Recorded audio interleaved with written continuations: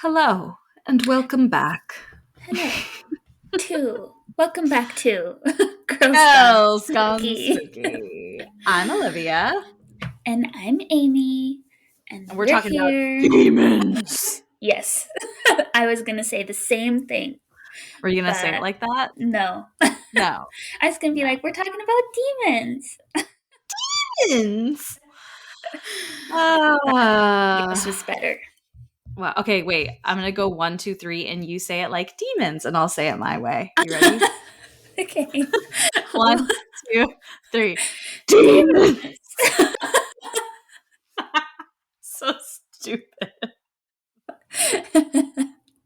We were just I am talking really excited, though. about our intro and outro sounds. Maybe we should just clip that, and that's the intro for every episode.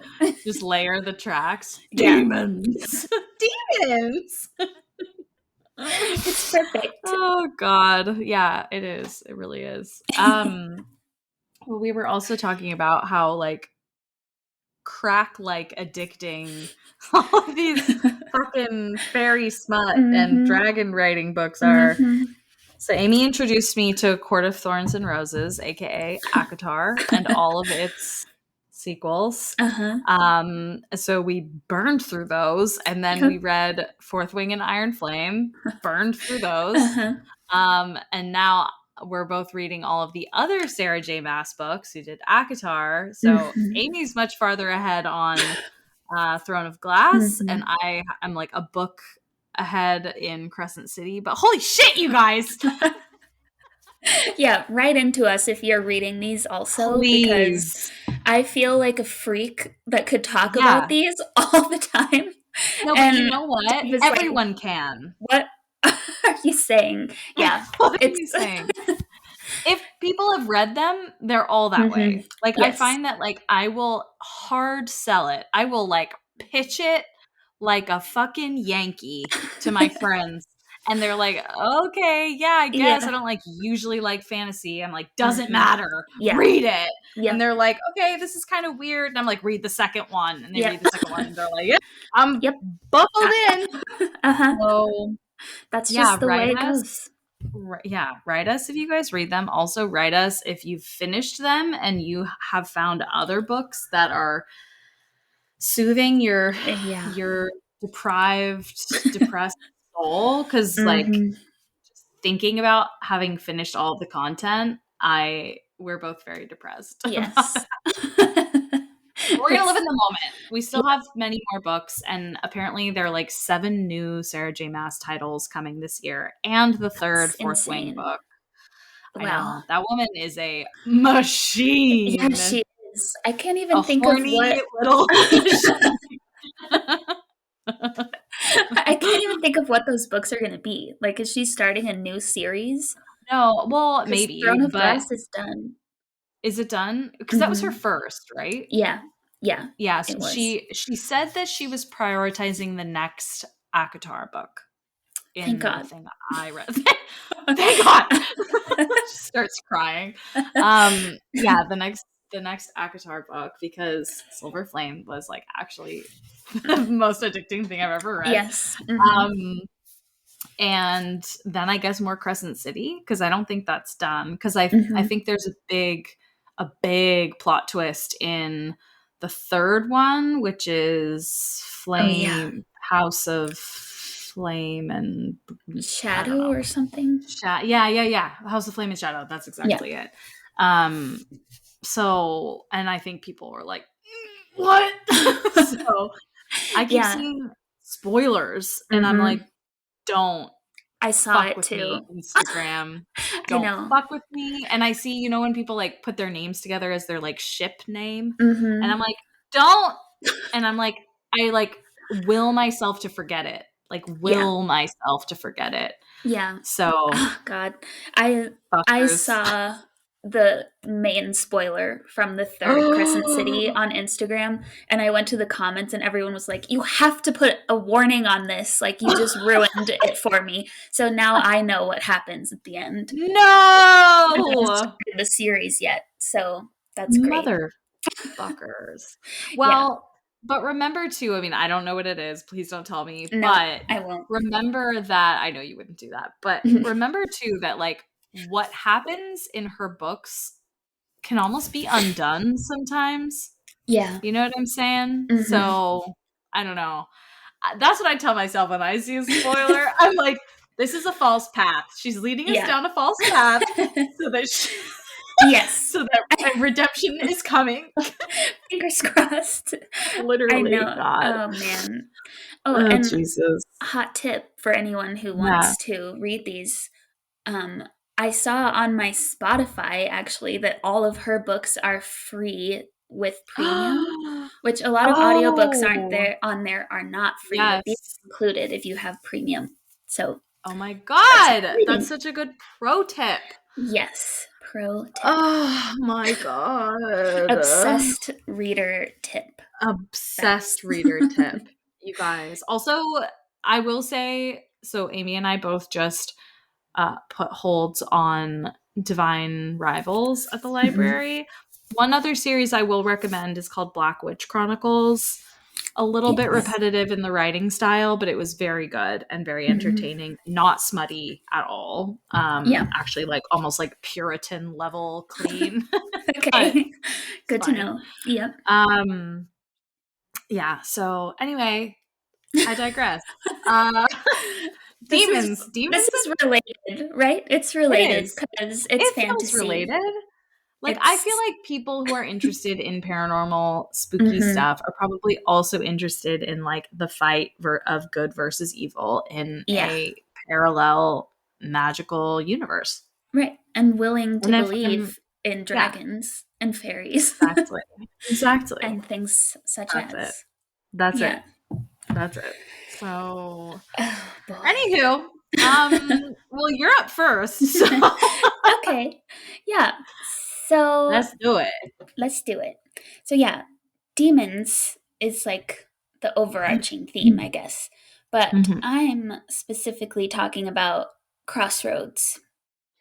So, yeah, in I was seeing in folklore from like across the world really, crossroads have come to represent a location between the worlds, a place that's neither here nor there, a place betwixt and between, which Ooh, I like betwixt. that. I like that too.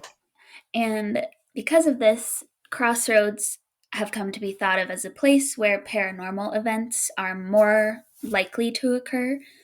And also, some people say that it's possible to communicate to the other side, quote unquote, at a crossroads. So, Okay. here are some examples of the folklore. So, the first one is actually from Greek mythology. So, the goddess Hecate, which I think that's how you say it, Mhm. or Hecate is how the Greek people say it, but I've heard Hecate. Wow. So, Yeah, me too. she is associated with Crossroads, and the myth says that she witnessed the abduction of Persephone into the underworld. And so, because she saw what happened, she helped to lead the search for her return. And Hecate was the goddess of magic and spells. So, depictions and statues of her were often placed at crossroads to keep evil spirits away and allow safe passage through the crossroads, which came to represent an area of transition, a change in direction both physically and spiritually. So, I I always associated Hecate for some reason with, well, with Hades, I guess, or mhm, hell. yeah, Which I mean, I guess she technically is because right. of Persephone's Hmm. story, but I always thought of her as being like evil, I guess, Yeah, like Hades, but I guess not at all, actually. yeah. And I wonder if I should have looked this up. Maybe because there are usually some differences between Greek and Roman Yeah, mythology. that's true. And Hecate, we actually just watched the show Penny Dreadful, and there was Oh, yeah. a depiction of Hecate in that show, and she was Oh, evil. that's cool. So Oh, I don't interesting. know. Yeah, maybe it's that gap. I Yeah. also wonder, I think the story of Persephone, and is it who's her lover? Odysseus? Isn't Anyway, she the married story to of Hades? well, I Does think she? she's forced to be married to Hades. Okay. They made it into a musical, her love Mm. story, called Hades Town, Hmm. where it's where like if he, I think she can like save. I want to say it's Odysseus. I could be totally wrong, but it's she has a lover and he goes into hell to get her or vice versa. But then, like, on the way out of hell, Oh, Hades yeah. says, like, if you look back, you'll lose them. But of course, Hades is like manipulating them to look back, and Hmm. they do. So it's like, I don't know. I don't remember the details of the story, but it's just like funny that that came up because I'm pretty Yeah. sure that show is like touring the US and North Oh, America right now. cool. It Interesting. looks really cool, and the music is, Yeah. like, very beautiful. Okay. Cool. Mhm. Yeah. It's Greek mythology is so interesting. It But is. yeah, so Hecate in these statues, she's usually depicted as having like there's one facing forward and then like behind her there's two facing the other way. Oh. So that's why she's like watching out at the crossroads from all Mm, directions. So that's that's kind of cool. cool. Yeah, but that was the first one. Then the other one is in Middle Ages Great Britain. There was a tradition of burying criminals and people who committed suicide, which at the time was considered a crime, Oh, at a crossroads. And jeez. this practice wasn't outlawed until 1823. So it went on for a long time, Oh which my is crazy. god. Yeah. Ew, so crossroads are just, like, mass burial grounds? That's what it sounds like. That's my Oh, interpretation. that's so But gross. yeah, creepy. And I think they did this because they wanted to be sure that these people were buried outside of the boundaries of their Yeah. settlements. But in a more spiritual sense, they also believed that being buried at a crossroads would confuse the dead and make it difficult for them to come back to their living home. Ah, So to that haunt. was Haunt exactly, them. exactly, no haunting. And as I was reading about this, I found one really sad story that was in a book that was written by Robert Halliday. He is or was a British archaeologist. And he wrote about one specific crossroads grave that he had seen, and it's known as the boy's grave. And his grandmother was born in the area of the boy's grave, which was Ashley, Cambridgeshire, or Cambridgeshire, however they say those in the UK. And she told him that the story she was told was that a shepherd boy was herding sheep and he thought that he had lost one of the sheep. Mm. And he was so afraid that he was going to be blamed for having stolen the sheep and either hanged as a consequence or transported to Australia as punishment, which is what they did Oh, with right. The prisoners. prison colony. Yeah. So he hanged himself instead. And Oh, tragically, when the sheep were counted, none of them were missing. He had just miscounted them, no, that's so which is sad. awful. But since then, he said in this book that gypsies are the ones that tend to this grave. Mm. And he noted that ever since he first saw this grave himself, the author, in 1960, it has always been covered in flowers. So Oh, that's that's very sweet, nice. but very sad. Nice and So, decidedly not demonic in this yes, instance. exactly. No demons there, No hopefully. demons. Yeah. Um, but then let's see. The other last one for folklore is in hoodoo tradition, which I know we did an episode about voodoo. I can't remember if we did hoodoo as part of that We had a too. nod to it, I think, to like differentiate between the two. Hmm. Okay, yeah. So just a refresher that hoodoo is like an amalgamation of African spiritual beliefs and traditions that was created by enslaved people in the southern United States. So it's like a mixture of a bunch of African traditions. And so they said that the hoodoo beliefs about Crossroads originate from something called the Congo cosmogram. Mm. And this cosmogram represents the rising and setting of the sun and the human life cycle of death and rebirth. So they believe that at Crossroads, this is where you will witness the powers of God and emerge spiritually renewed. So Interesting. that's a nice interpretation. Yeah. So it has like Um, power for good and evil. It's just like a yeah, gateway. exactly. Yeah, I think throughout all of these, it's like a crossroads is just a powerful, energetic place, not necessarily good or Yeah. evil. That's so funny. Like, Hmm. why do you think that is? I mean, like aside from like the mass graves and like all of that stuff that's like kind of like no shit that's creating energy, but Hmm.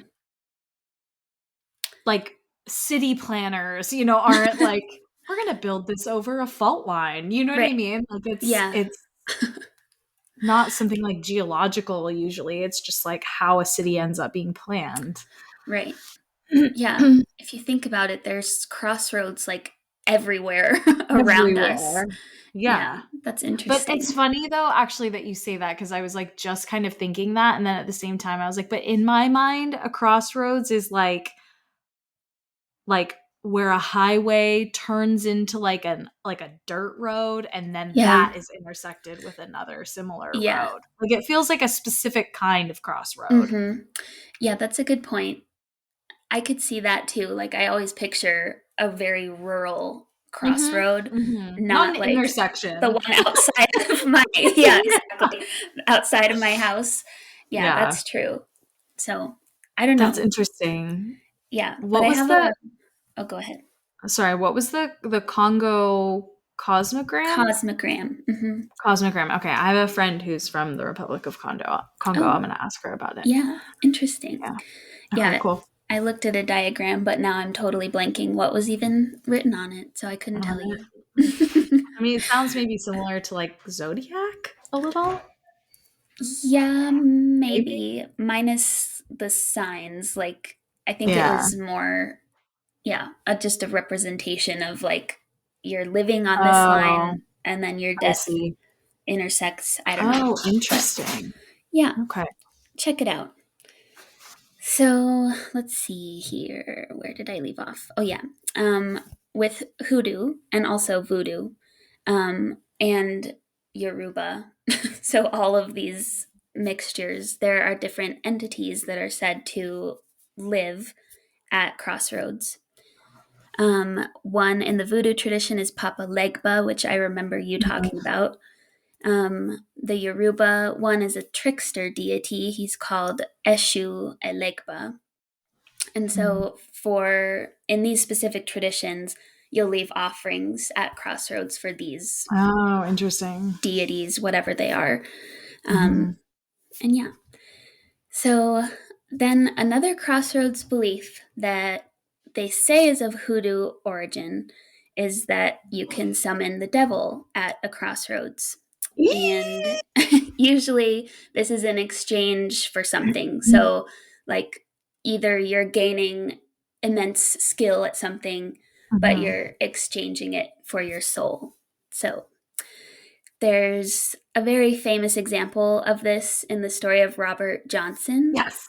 which I covered his story in Hmm. like great detail in, I wrote it down, episode 48. Oh So my God, ages ago. Go back and I listen. know. Yeah, I think that was a good episode. Like, it was all about music, which we Yeah, both love. love. But yeah, his just the general idea is that he wanted to become one of the greatest blues musicians. So he went out to a crossroads, was able to summon the devil, and sold his soul in exchange for this great talent that he acquired. And it was a little strange because, like, he wasn't that good before. Hmm. And so his sudden rise was really mysterious to people. Um, but anyway, listen to that episode. And there's also a documentary called remastered Devil at the Crossroads. So,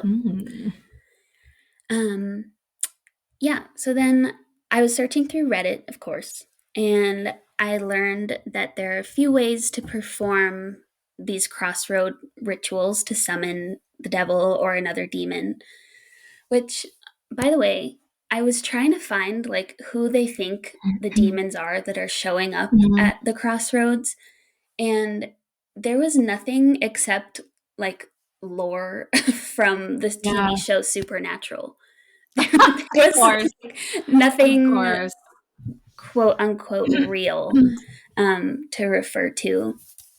I feel like, so I was just listening to an episode of Two Girls, One Ghost, and if you guys like our podcast, I'm sure you've heard of theirs. And they have had a few episodes on demons, and they're mainly called Dominus. So if you want to go listen to those episodes of theirs, they're like, you can search it under that name. But they decided to both cover like kind of like demon hierarchy, I guess, because we all have this like idea that like Satan is like top dog demon, but he's actually kind of not. Like, he's like Beelzebub is actually kind of the top dog. Like, he's like king of the legions of hell and like ruler of the legions of hell. So Beelzebub is actually kind of top dog.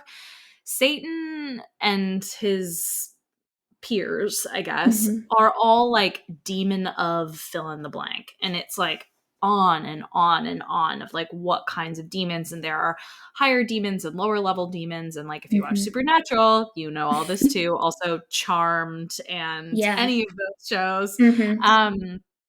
But all of the there's a demon for obviously like the 7 deadly sins and anything else. So like my assumption is like, you know, if you want to be like super beautiful, like you would call on the demon of vanity. You know what I mean? Like, I wonder if it's that, if there's nothing straightforward, because it's simply a gateway to everything on the other side versus having to call out like the demon of the crossroads, for example, which maybe that exists too.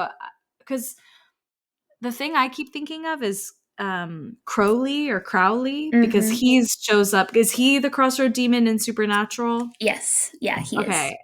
Yeah, I thought I remembered that. But I mean, I don't know. Like, is the demon Crowley a known alias for one of these other demons? Like, I don't know. Yeah, I looked that up because somebody referred to him on Reddit to Crowley or Crowley.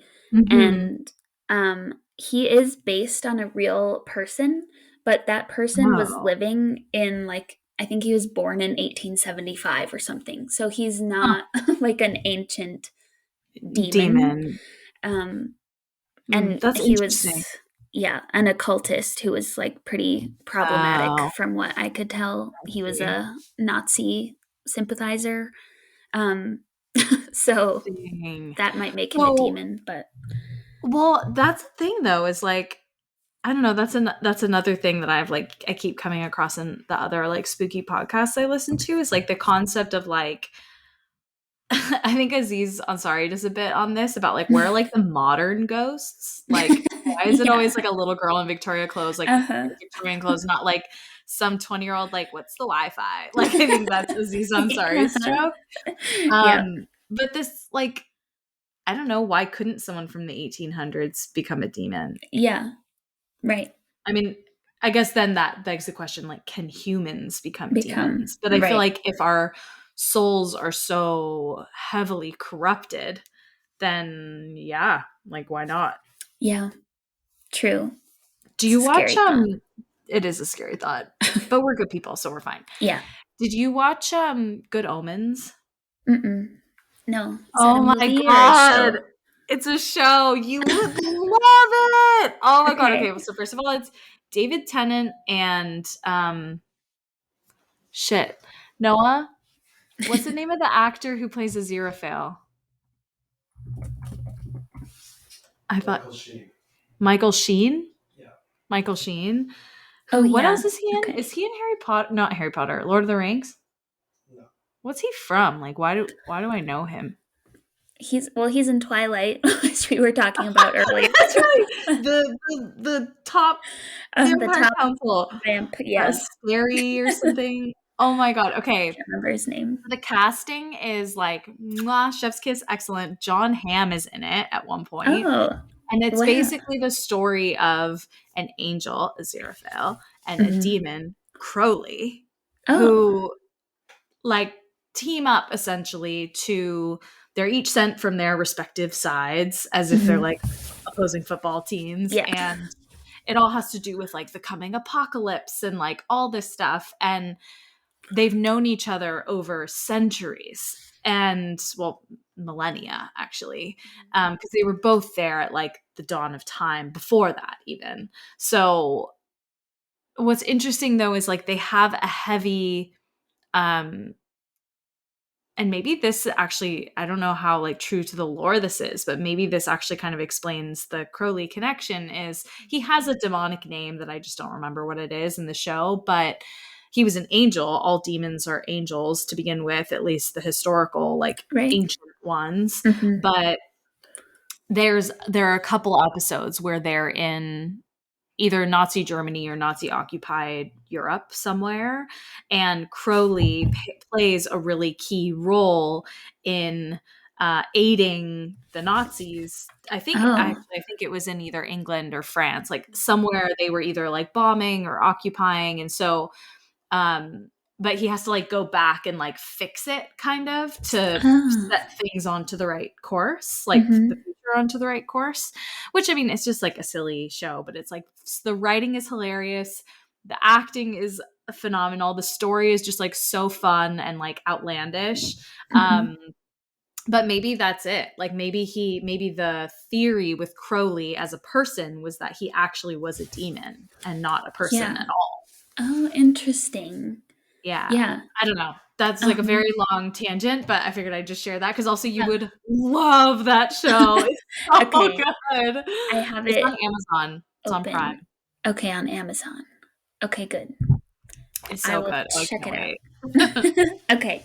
I love it. And yeah, that's a good point because yeah, couldn't a demon be like portraying Right. someone else?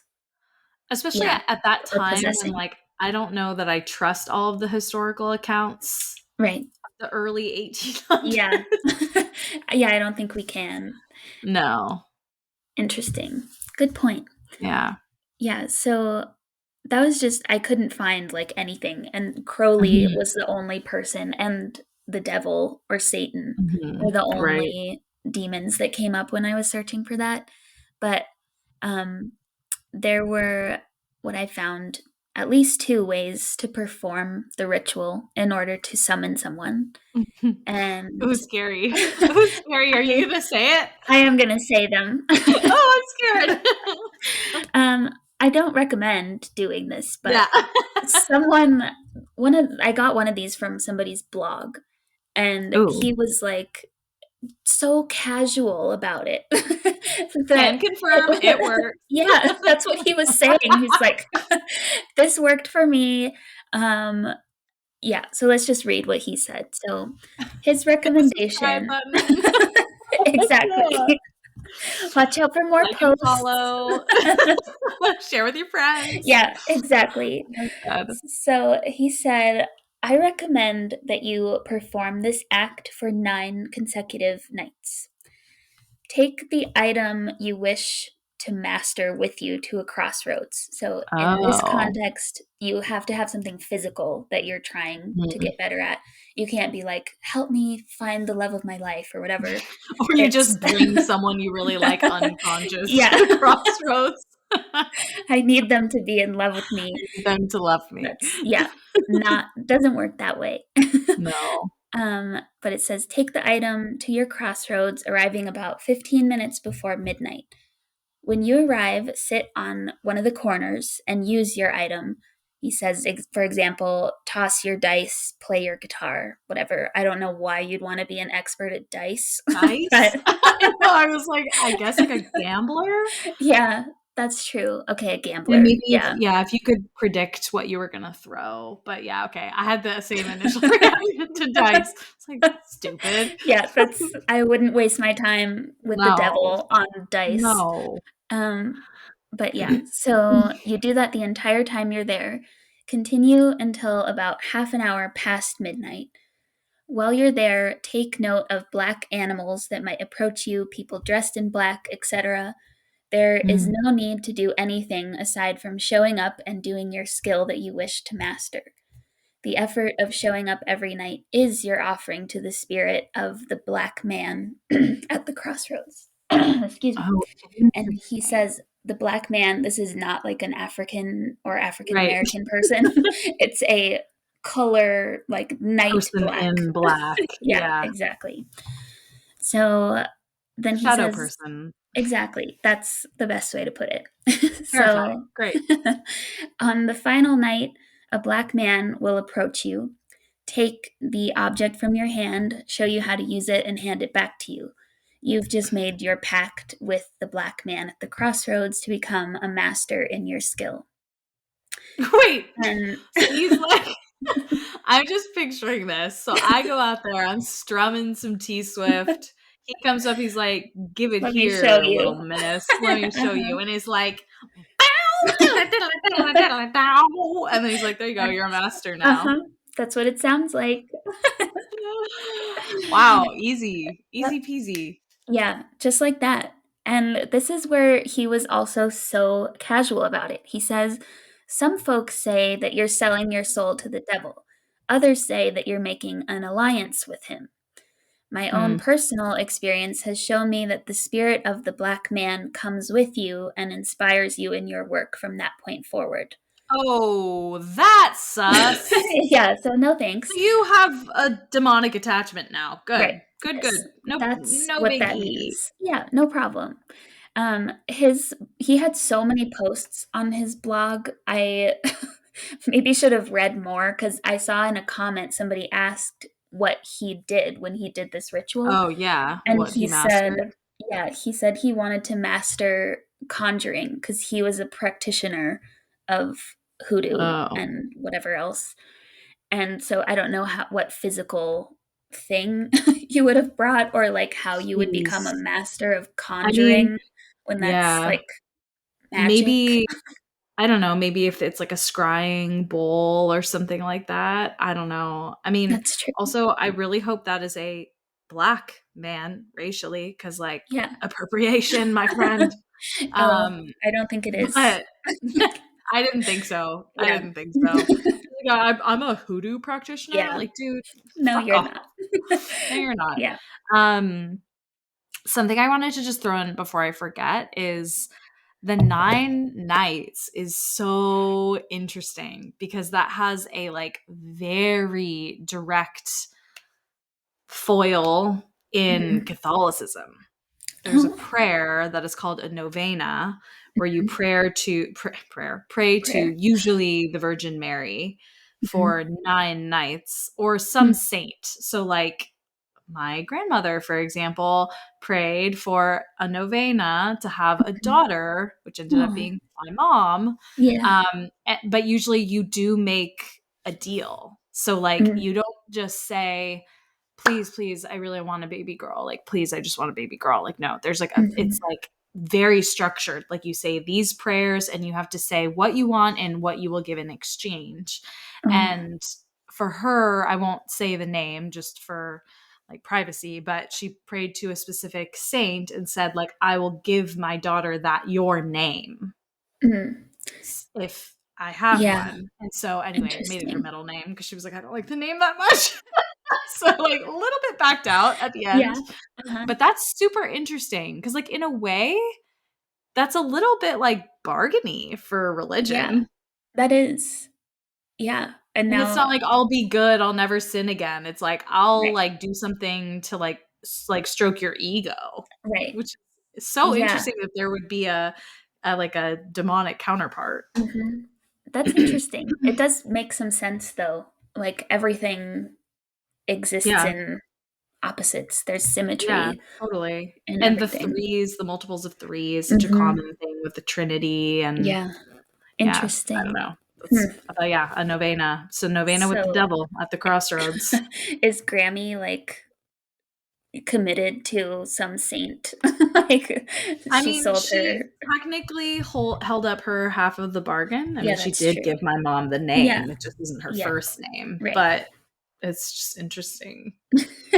Yeah, Very. hopefully. I mean, knowing It wouldn't Grammy, be a she'd be bad like, thing. no, she'd be like fucking jazzed to Yeah. spend the afterlife Right. with this saint.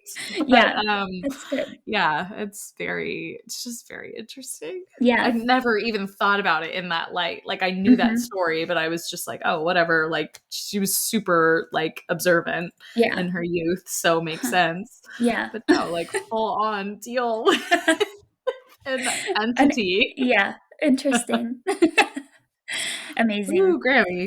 Yeah. Well, 9 nights. Yeah, You can 9 nights. do good or bad in those 9 Yeah, nights. exactly. So let's see. The second one, this was from a comment on Reddit.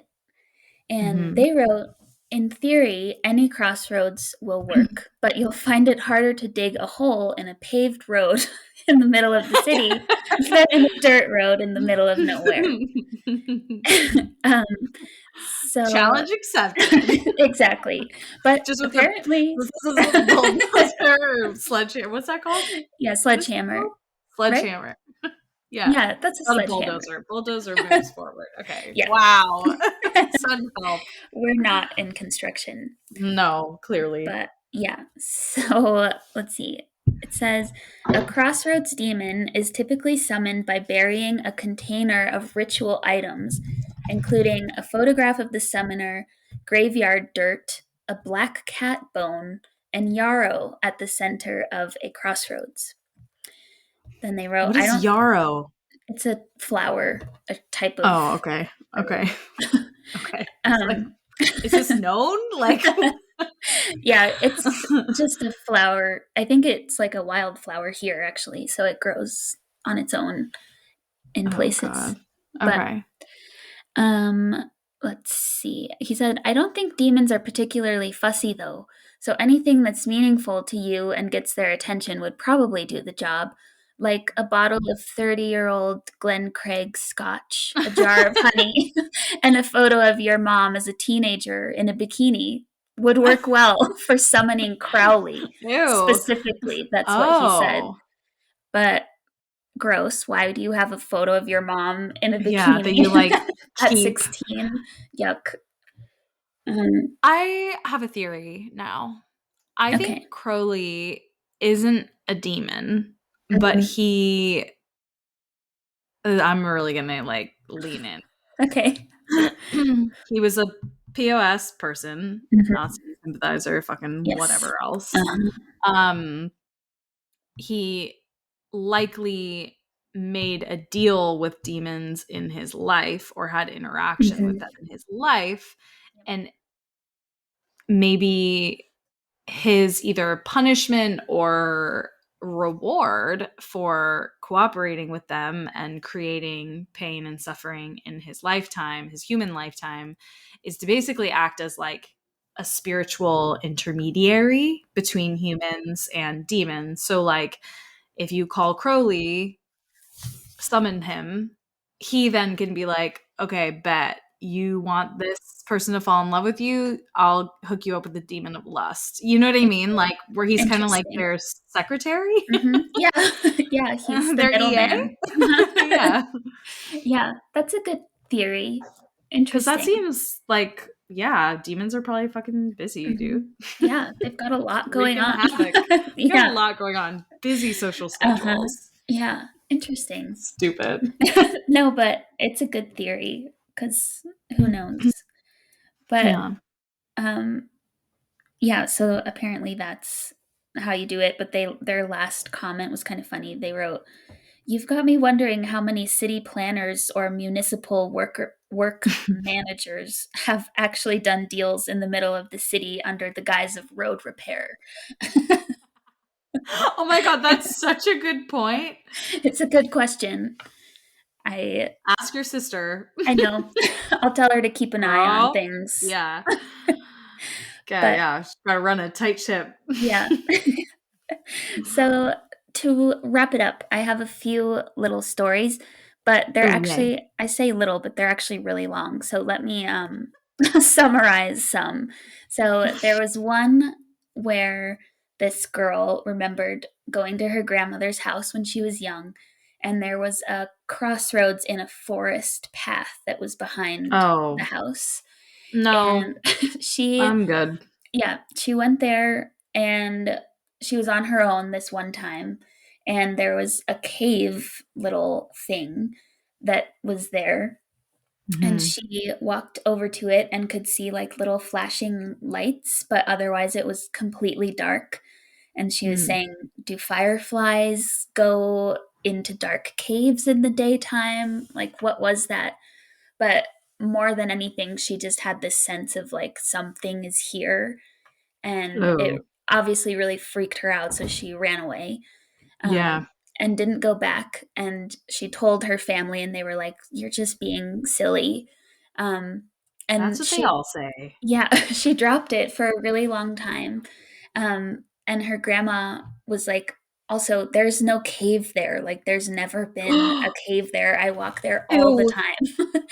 And so she never wanted to go back out there until many, many years later. They went and she saw there is no cave there. So who knows what that Ew. was? That gives Or me full body goose bibs, dude. I know. Yeah. So that's No. scary. There's Ugh.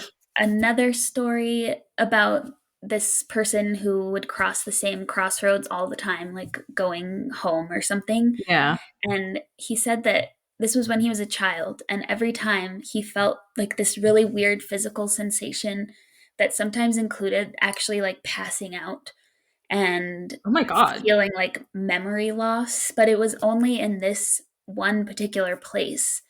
So that could be like some weird Yeah. electrical thing. I don't know what could Sure. describe Or like that, but electromagnetic fields. I mean, because those are mhm, real, like right. whether you believe in like EMF Yes. detectors, but like, I Yeah, mean, it's that real. those detect Mhm. EMF, Yeah, whether it's a exactly. ghost or not. Yeah. Yep. So that's another weird one. Um, So then weird. this one was very long. Let's find the username was, I think, Ezekiel. And this was from yourghoststories.com. So there, it was great writing, but I'm going to skip it anyway. So they were walking home on a summer night, pretty late. They suddenly everything was silent and like eerie, which it hadn't been a moment before, and they realized that they were coming up onto a crossroads. Oh. So let's see, they wrote, "The really strange thing is what I heard next. The sound of hooves appeared and then stopped. Then they started thinking they heard voices, quiet and muffled, as if they were very far away, yet at the same time, it felt as if the sound was coming from just next to me. Oh I god. turned to look, but there was nothing there, still feeling cold, which this was summertime, so that's a little weird. Um, Yeah. and the voices, although I couldn't hear the words, sounded as though they were having an argument. Bewildered, I stood around for a while, watching intently the spot where the sound seemed to be originating. Though it could have been a mere trick of my eyes or the dim light, I thought that I could see shadowy shapes before me.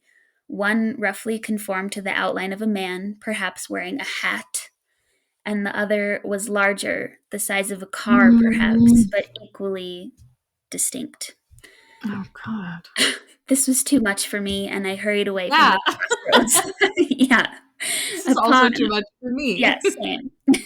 And they said, upon leaving the area, the cold vanished, and once again the night was mild.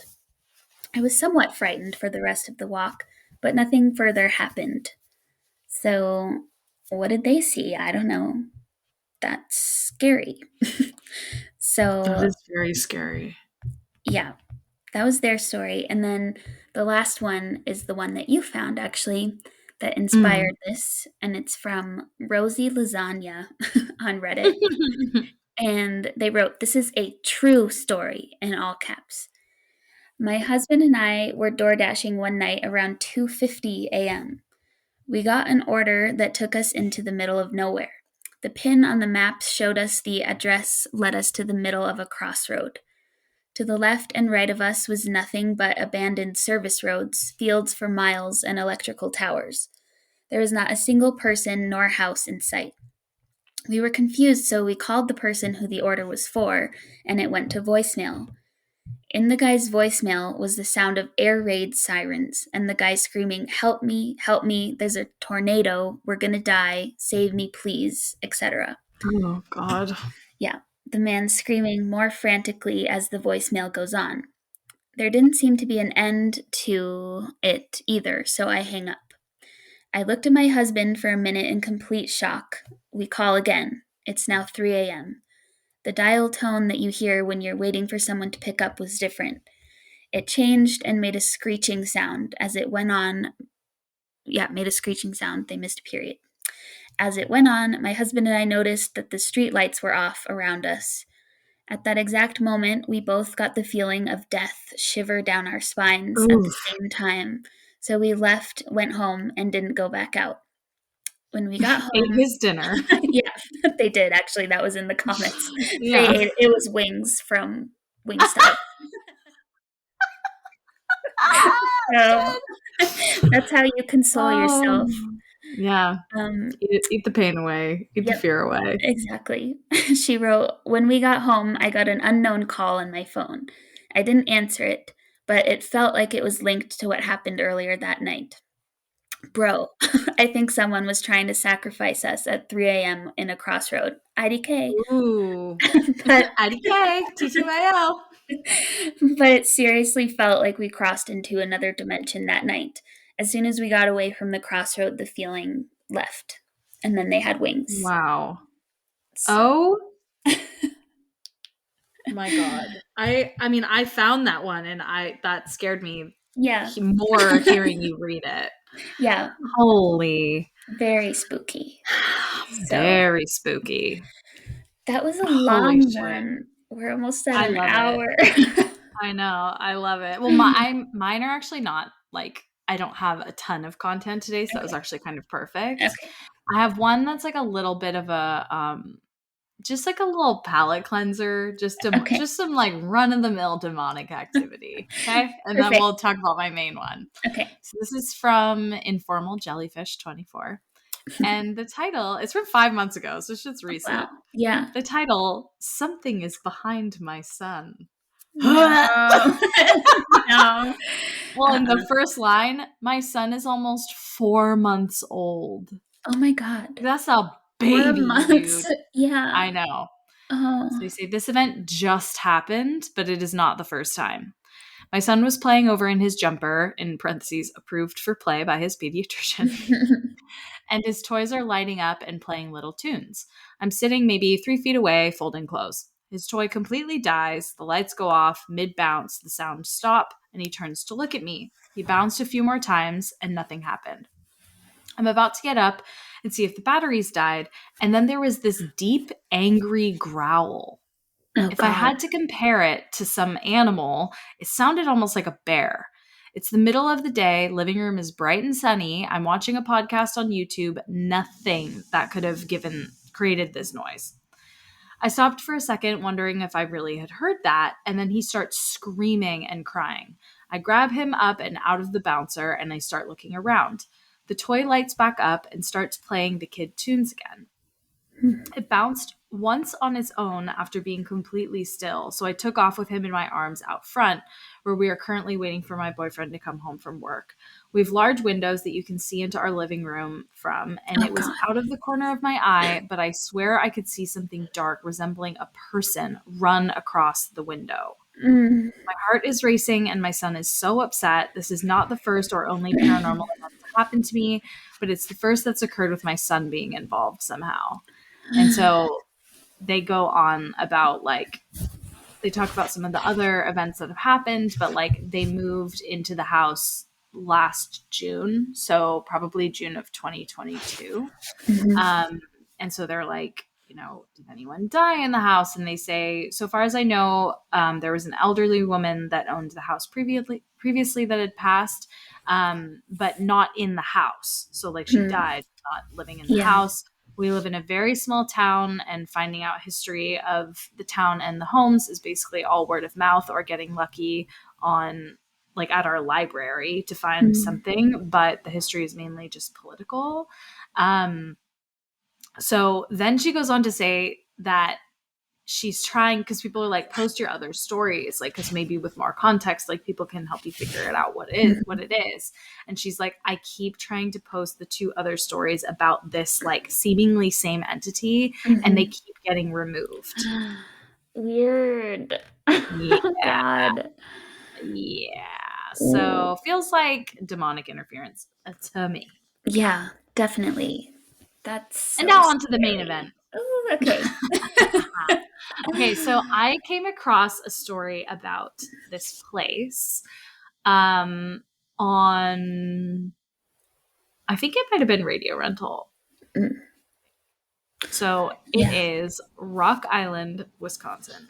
So this is from Scary Third Eye. Did you listen to that episode?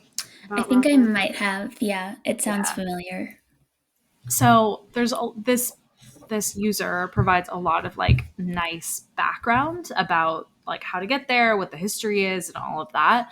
But I am gonna like kind of fast forward through a lot of it because there's just like a lot of detail that isn't necessarily relevant. So Rock Island is a state park located at the tip of Door County, Wisconsin, on Lake Michigan. It's a difficult place to get to. You have to take a car ferry from Ellison Bay to Washington Island, drive across Washington Island to Jackson Harbor, then take a pedestrian-only ferry to Rock Island.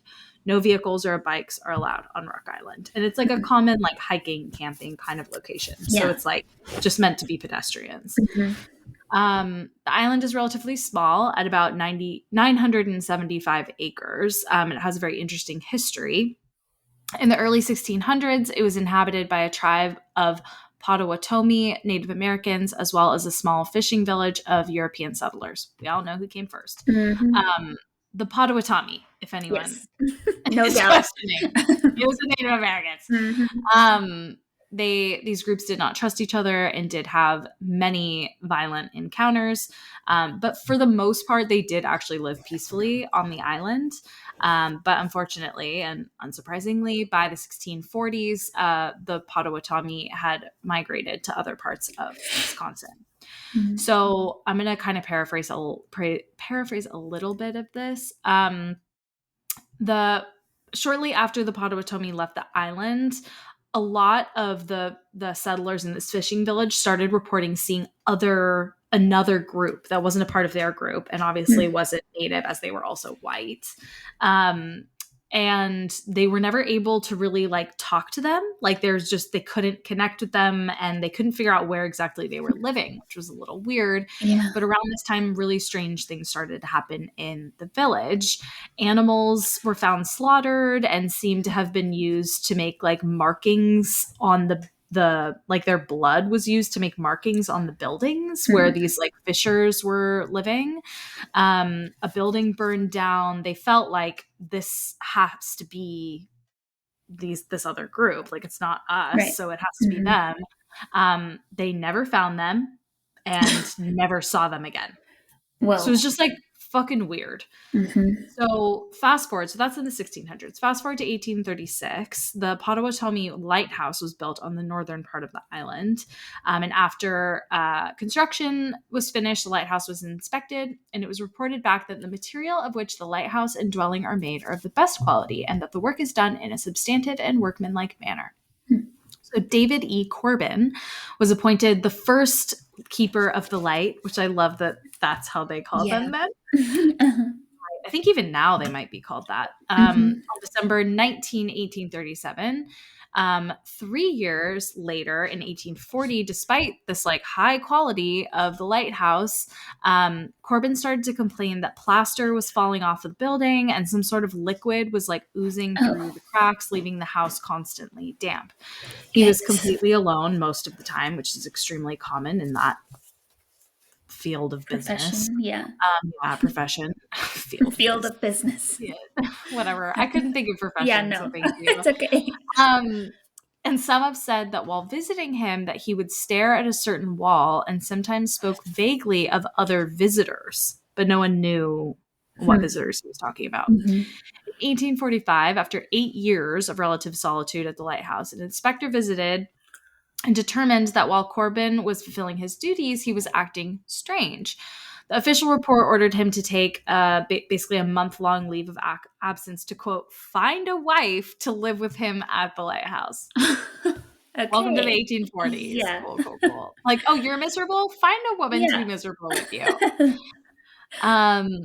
Some, however, think that the inspector was actually quite startled by his mental state and thought it would be best that he just spent time away from the island. In 1852, he reportedly fell ill and died in the lighthouse, was buried in a small cemetery just south of the lighthouse. And the next keeper also reported the surprisingly quick deterioration of the lighthouse. Friends that visited the new keeper say that he would talk of seeing strange things in the house at night, but he wouldn't elaborate on what he'd seen if they asked him to explain. In 58, after only 22 years of service, which seems like a lot of service, but okay. The original lighthouse was torn down and a new one was built. And from that point on, the lighthouse keepers were required to have an assistant keeper or family with them at the lighthouse. So they were like, this old one is getting scrapped. You can't live here alone. Yeah. No strange occurrences were further reported in the logbook outside of strong storms, shipwrecks, whatever, except for on January 20th, 1876. The keeper at the time, whose name was Betts, reported that he saw two men attempting to row to the mainland from Washington Island. He wrote a terrible storm came up shortly after their departure, and they never made it to their destination. Over 3 months later, on May 3rd, he wrote, the two men who were lost last January have been seen several times, once from Caney Lighthouse and once from Jacksonport. The men were apparently frozen stiff and sitting upright in the boat among a mass of ice. At last account, they were still adrift. There's not much hope that they will be found and buried. That was all quote, like from his report. So just like weird, very weird vibe. By 1900, most of the island's inhabitants left for better fishing areas, like on Lake Michigan. In 1910, a business owner named Chester Thorderson purchased all the island except for the land that the lighthouse occupied in the north, and he used it as like a private summer retreat from his Chicago business. And he is actually responsible for the unique buildings and structures that are on the island today. So he built this like giant stone hall with this like big boathouse, and he has this like stone water tower and this like big gate and a great hall to store his book collection, like basically a gigantic library. Like he just had like weird taste and like just took over this island.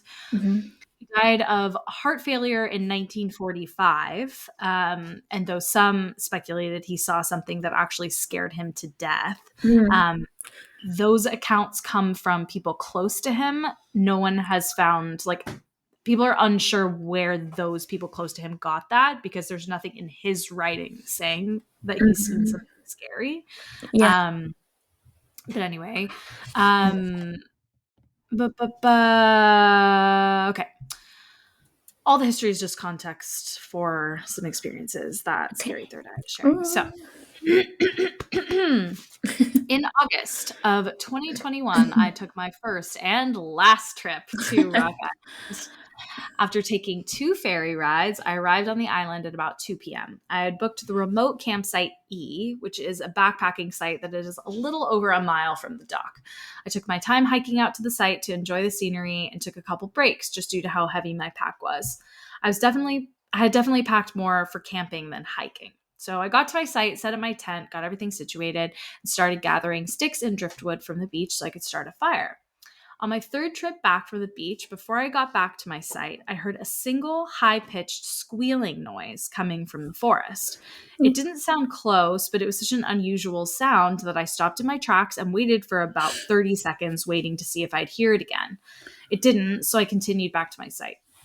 When I got back, I began working on getting a fire started. The remote camping sites on Rock Island are pretty well spaced out. Sites C, D, and E are grouped together. Remember, he's an E. But there's probably 100 yards between each site, and there's not a real trail connecting the three sites directly. But enough people have walked along the ridge between the three sites that there's an obvious, foot-worn path. As I was setting some sticks up in my fire ring, something caught my eye, and I looked up. Fairly far away, it looked like it might have been at Site D or a little further, was a person running in my direction.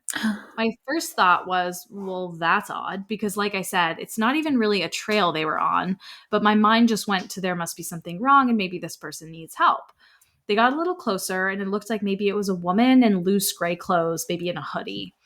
It was still far enough away, though, that I couldn't really make out any details. I quickly stood up from a crouching position I was in, and just as I did it, I heard that high-pitched squealing noise again. It was behind me, and it was much closer this time. It startled me quite a bit, so I turned around to look behind me. I scanned the trees for a couple seconds, but didn't see or hear anything. I turned back around because I knew the running person must be getting close, but then they were gone. Again, I stood there, scanning the trees, but I didn't see them anywhere. I was so confused, I was sort of frozen for a few seconds. It was all very strange, but I was able to reason it out in my head that it was just a fellow camper from Site C or D that was maybe running to the pit toilet that was a couple 100 yards west of the sites. Little poopy emergency. Yeah. Uh-oh.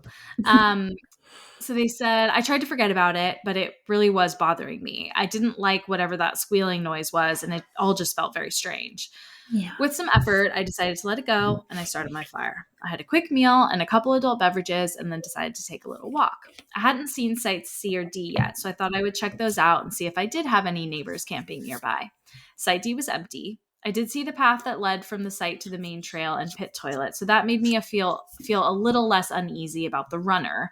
I figured it was maybe someone from Site C that took a strange way to get to the main trail by going through Site D. It didn't make a ton of sense because I probably still should have seen them, but it made me feel better.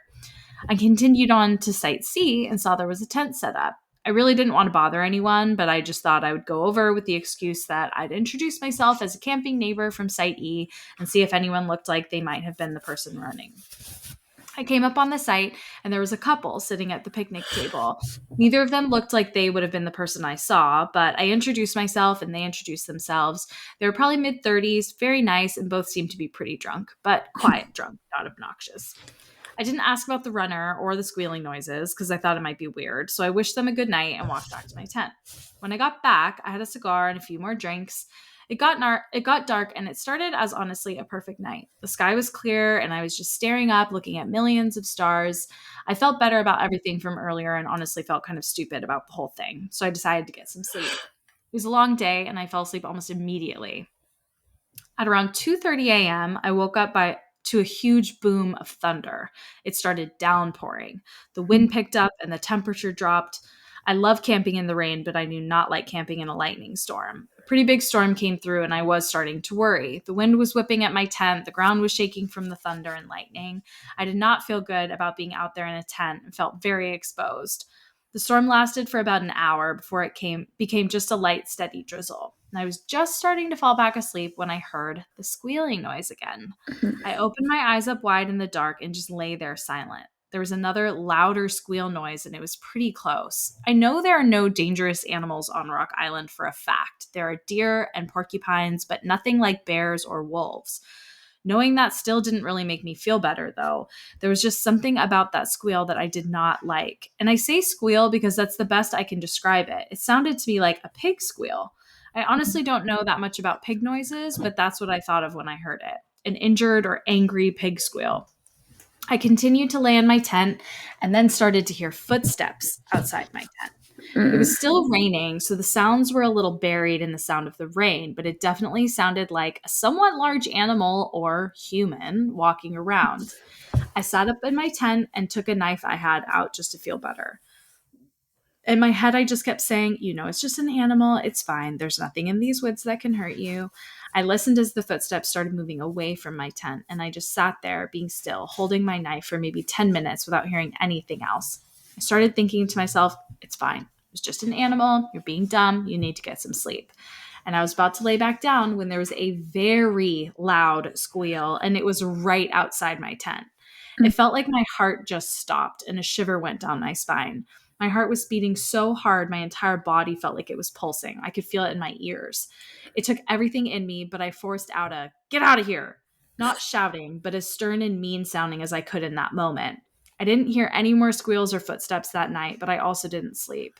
I just sat there in my tent for maybe an hour before I laid down. Eventually, the rain stopped, and I kept laying there until the sun came up. All that time, reassuring myself that I was being stupid. It was just an animal. It was probably 7 a.m. before I decided I had to get out of my tent to relieve myself. And as soon as I stepped outside my tent, I saw that my picnic table had been turned over and was upside down. Whoa. When I saw this, I surprisingly calmly thought, okay, this is enough. I'm leaving the island today. I checked my surroundings and nothing else seemed out of place. I eventually reasoned with myself that the wind had blown the table over during the storm. It still seemed a little strange because the table was quite heavy and I felt like I would have heard the table flipping, but Mhm. that might have made sense. I made some cold instant coffee, had a bite to eat, started feeling better about the whole thing, then decided to go for a hike. I admit I get easily scared when I'm camping by myself in the woods, and maybe that's natural. After I had some coffee and food, the sun came out. I realized that nothing I heard or saw was really anything that couldn't be explained. Other than not getting a good night's sleep, I was having a pretty good time. The reason I came to the island in the first place was to hike the 7 mile Thorderson's Loop Trail. So he was the one who had bought the island. Yeah. It has a lot of interesting things to see, and I was excited to start the hike. I packed a few things in my backpack and started off. Fairly close to my site is the water tower. I have no idea how it originally worked or why it had to be a tower, but it's an impressive building with a fireplace that looked like someone had recently had a fire in it. Hmm. A little further down the road, the trail was a cemetery where two sisters and a few others had been buried. It's believed there are still more buried here in unmarked graves. These likely are some of the settlers from the old fishing village, and the island has 3 cemeteries. There's one by the beach, and that's where Chester Thorderson is buried. There's one on the eastern part of the island where the sisters are buried, and one on the northern part where the original lighthouse keeper Corbin is buried. There's also at least one Potawatomi burial area on the island. Mhm. Looks pointedly at camera. Mhm. No one knows exactly where that is, though. So, yes. Could I be kept under walking. campsite E. Yeah. I kept walking on the trail until I came to a nice scenic overlook area with a bench where I sat down and drank some water. I started to hear talking on the trail ahead of me, but I couldn't see anyone yet. There was a bend in the trail and the trees were thick, so I sat on the bench waiting for these people to come around the bend. The voices were coming closer and I could tell that they weren't speaking English, but I couldn't place what language it might have been. Both voices were very deep and almost guttural sounding. Then back in the woods, I hear a loud and quick, "Ooh, ooh." Immediately, both the voices I was listening to responded with their own, "Ooh, ooh, ooh, ooh." Whoa. Yeah. Weird. Kind of smiled because it sounded like these two heard whatever it was in the woods and they were trying to be funny and mock it by responding. Mm. Kind of like if you hear a bird and you're Yeah. like, "Wow," or Yeah. whatever, like doing Mhm. something funny. I got off the bench, put my backpack on, and started walking in the direction further down the trail where the voices were coming from, but I never did run into these people. The rest of the hike went well. I visited the cemetery where Corbin is buried, took a tour of the Potawatomi Lighthouse. I passed the wooden gate that apparently used to be part of a larger structure, passed the Great Hall, visited some other structures, blah, blah, blah. Finished the loop by returning to my campsite. It was a very nice hike with a lot to see, wasn't too difficult, but I was tired. I did walk down to campsite C to ask the couple I spoke with the night before how they did with the storm, but they had packed up and left already. I was sort of disappointed because I also did want to ask them about the squealing noises, but the rest of the evening was pretty uneventful. Built a fire, made some meals, had a cigar and some drinks. As soon as it got dark, I was ready for bed since I had slept so little the night before. I got in my tent and quickly fell asleep. Oh, I might wow. have been asleep for about 3 hours when I woke up suddenly and was immediately fully alert. Nothing that I was aware of caused me to wake up, but it felt like something was wrong. I sat up in my tent, and this part is a little hard to explain, but a feeling of complete dread washed over me. It was unlike anything I had ever felt before. It felt like there was something in the tent with me, and I could feel that it was angry, seething with anger, rage even, and I could feel its hatred aimed at me. It felt like something very bad was about to happen, and I couldn't do anything about it.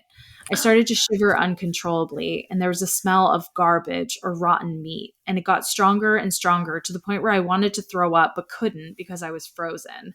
I had never felt so exposed and helpless.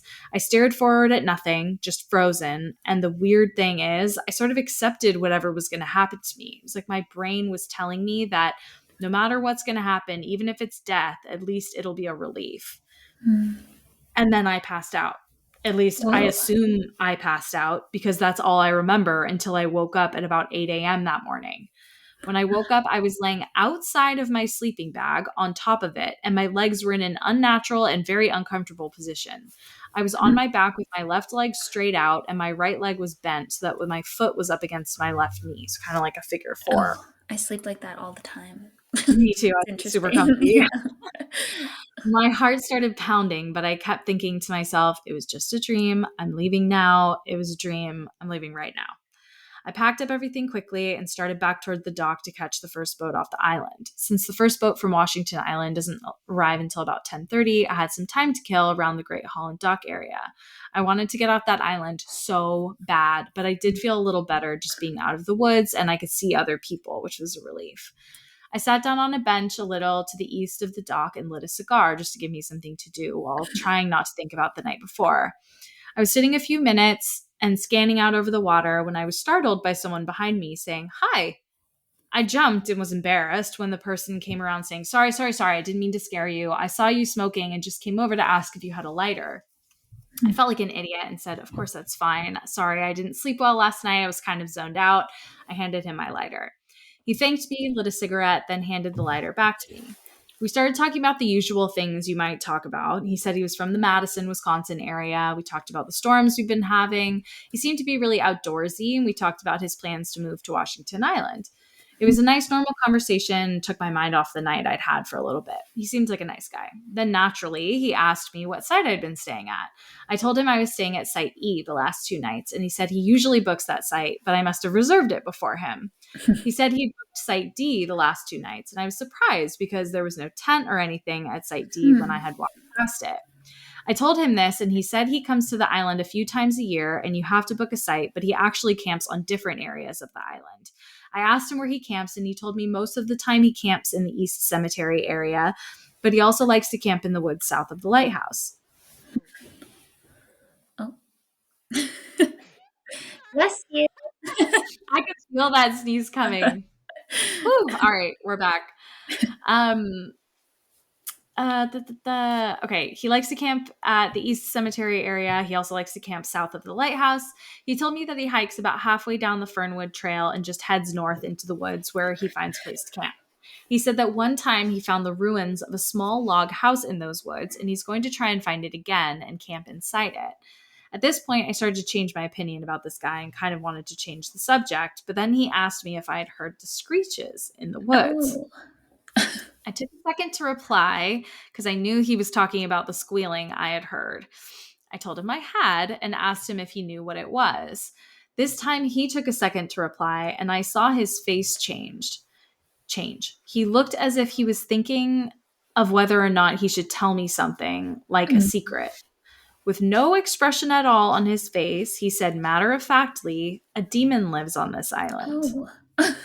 Under any other circumstances, I would have laughed this off, but after what I had experienced the night before, I couldn't. He looked at me and must have seen the anxiety and fear I was feeling, and he surprised me by letting out a quick laugh. He asked me if I'd seen anything that night, and I told him I hadn't seen anything, and he stared at me like he was trying to figure something out. I felt like he could tell I had experienced something, and at this point, I was ready for the conversation to just be over. And then he told me he had seen something in the cemetery last night. So now his face and mood kind of changed again, like he was trying to confide in me. I really did not want to ask the question, but I knew he wanted me to ask it. So I asked what he saw in the cemetery, but my voice felt really shaky. Then I could tell he had changed his mind about telling me. He actually looked at me with what looked like maybe empathy and told me that what he saw was hard to explain, but if I was afraid of the screeching noises, he didn't think I should go near the cemetery.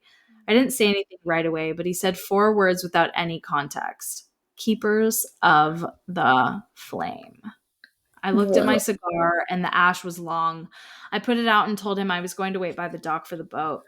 He nodded and I started to walk away. After a few steps, he said, "Hey," and I turned around to look at him again. He just said, "Don't come back here." I turned What? around and started walking again.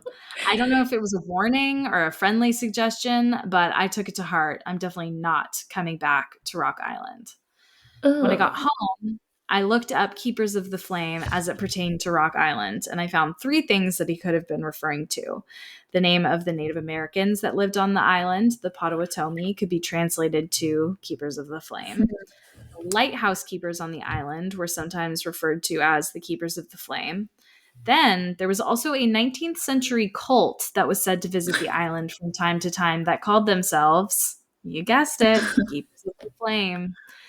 I know that hundreds of people visit Rock Island every year and have a great time camping, hiking the trails, exploring Chester Thorderson's buildings. My humble suggestion is this: do not go to Rock Island. Wow. Oh my God. Don't come back here. Yeah. Unwell. I am unwell. That is Yeah. so Do scary. you think that was a friendly warning, I or don't it think was so. like, don't come back I here? felt, I kind of think he was the demon. Yeah. I think he was like trying to scare him, trying to see what he knew, like if he Yeah. realized it was him in his tent. Yeah. Oh God. Ew. I don't. That just was my like Yeah. instinct Yeah. assumption. Uh-huh. Yeah, I Don't can come see back that. here. Don't come Like back here. fuck that dude. At least he told him not to and didn't like Right. possess But him or so many something. people, if you say that, they'll do They the will opposite. come back. Yeah. That's true. Or explore it too much, like Right. go too far down the rabbit hole. Creepy. Wow, scary. Creepy. Yeah, Anyway, that's a good so one. don't summon demons at Crossroads or at Yeah, all. yeah. And don't go to Rock motherfucking Island. No, although it looks beautiful. I was looking up Oh, it pictures while is. you It were does look talking. really beautiful. Yeah, Like kind of untouched a little yeah. bit Mhm. vibes, Yeah, pristine. but just don't go there. Yeah, or don't camp. Maybe just go Yeah, there yeah, yeah. Go hike. midday. Go hike. Yeah. And if you hear squealing, get the fuck out. Yeah, absolutely. Yeah, what is Yeah. that? Is that the sound the demon makes? I guess. Or if it's like the demon was also there back when they slaughtered the Oh, animals, yeah. like maybe Yeah. some residual energy of that. I don't know. Mhm. Oh God. Very fucking creepy. Scary. Well, we had a long one today, so Yeah, we thanks did. for sticking with us for Mhm. some spooks. Mhm. We'll see you guys next week. Feel free to email us your scary stories and also your addictive book recommendations Uh-huh. at girlsgonespooky@gmail.com. Mhm. And yeah, until next week, stay Stay spooky. spooky. Bye.